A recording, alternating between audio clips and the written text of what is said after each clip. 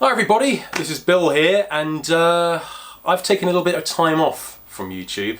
I've taken about a week off, which isn't very much for some people, but it feels like a lot of time for me to take some time off. In that time I bought a new jumper and a new hat. A bit weird, isn't it? But I think it does the job. So yes, I've finished Doom now. I'm really pleased with the way it's gone. I'm really pleased that some people have actually got to see this video, because working on it for 6 months, over 6 months, you want it to sort of like be seen at least. So, but I'm so pleased that yeah, it has been seen.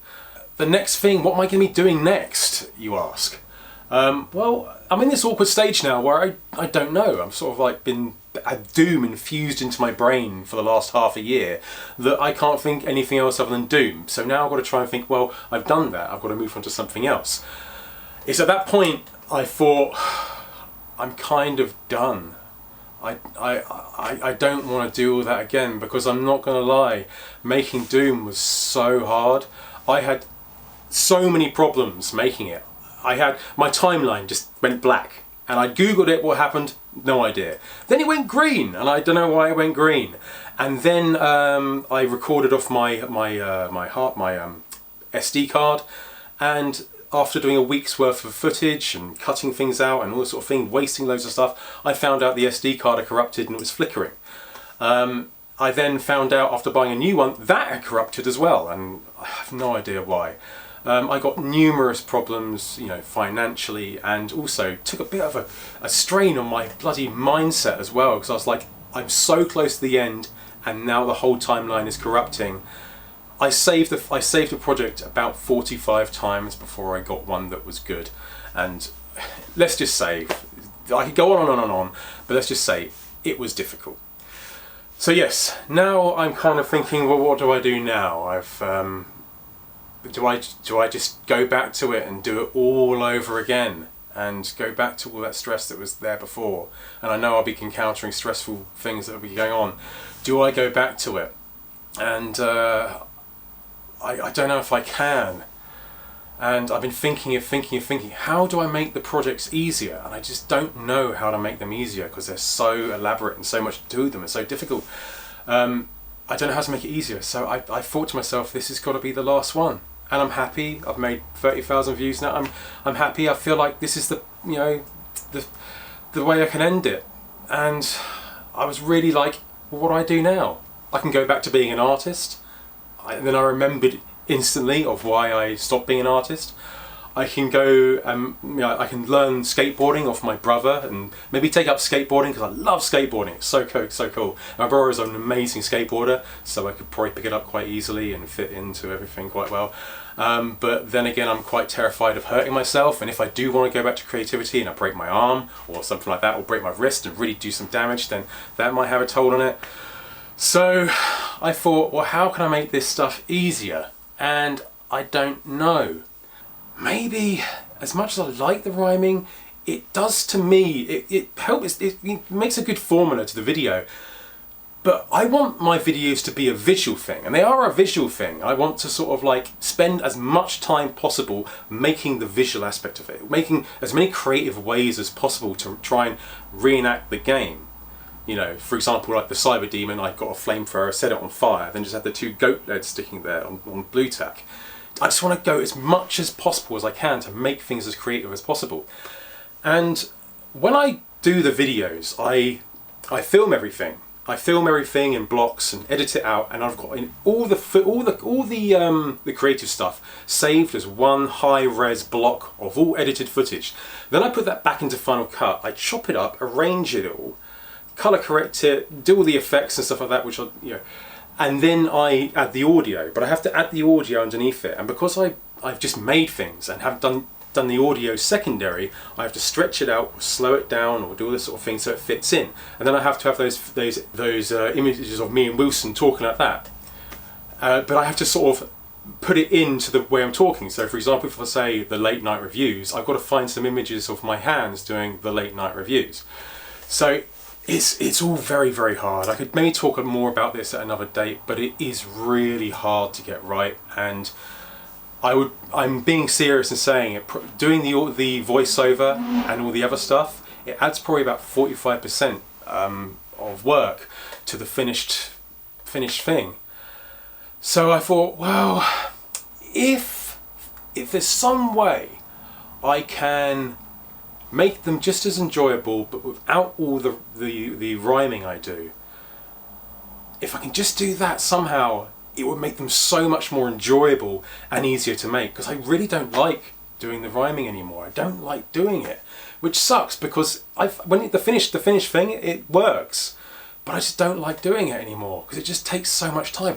I just want to show the game. I just want to show the game in as much creative detail as I can. And I thought to myself, there are so many YouTubers out there that know a lot more than I do about games. I don't know really much about games other than what I grew up with as a child. So, you know, a bit of Doom, a little bit of Link to the Past. I mean, I don't know, because I never completed Link to the Past. I wasn't good enough. And Street Fighter 2, you know, I know things about games, but not enough to really, you know, talk about it in great detail. I just know what I know as a kid. And if you want to check out other YouTubers that can talk in much more detail, go to them. And I just want to treat these videos as kind of like, as I said before, as like a very visual thing where you can listen to the music, listen to the wind blowing outside, listen to the rain, and just be stuck with the game, but like see a weird way of it being made. I don't know, but I don't know. I'm going to try the next video and just do it as a bit of an experiment to see if it works. I will think there'll be something missing from it when the as the voiceover is gone, but I'm going to do this next. My favourite game of all time, other than Doom and Mario Bros 3, my two favourite games of all time. I've got a great amount of history of this game, and I want to show it off. And I've done it already before, but I want to put it in more creative detail. Because if you've seen the first Doom video I did against the new one, I'm blowing my own trumpet here, but I'm going to say the new one is 1,000,000 times better than the old one. I want to do the same with Mario 3, but I want to keep it all visual, the music, the sound effects, and maybe me and Wilson just grunting a little bit, or sort of like going, how do we get here? Oh, there we go, or something like that, you know what I mean? Still talking, but just not the rhyming, because I just want to capture the music, the sound effects, and the gameplay. That's it. So I've already started Mario 3. What did I say? It's like a week off? No, I didn't. I've already started Mario 3, got the maps here, printed out the maps there. Doing it all on A4 because it saves money, and my printer is an A4 printer, not an A3 one. And all the printers are shut around here in the UK at the moment. Oh, just pricked myself in the eye. Got the Cooper Kids level there. What we got here? So I have been busy. We got a plain beige bit there for basically the intro screen, which is the curtain that comes up, which is here. Got the curtain there. More maps. Desert Land. They changed all the names of the maps in Mario 3. Iceland, Grassland, Skyland, and then got to cut all that stuff out as well and animate that as well by hand. So I've got a lot of work to do. I really hope you kind of understand what I'm saying about kind of like the rhyming stuff. If you could see my timeline on Final Cut, you might get the idea of how crazy it was to make it. And maybe I'll do a video of showing you the Doom timeline and the stuff that was corrupting in it, and like little flickers of purple for some reason on the screen. There was just so much going wrong that I'm scared to go back there, and knowing that I can take away some of the stress from it makes me so much more happy. And that's what life is about being happy and doing what you want to do. I have to respect you, the viewers. That's why I'm making this video and telling you how I want to do things.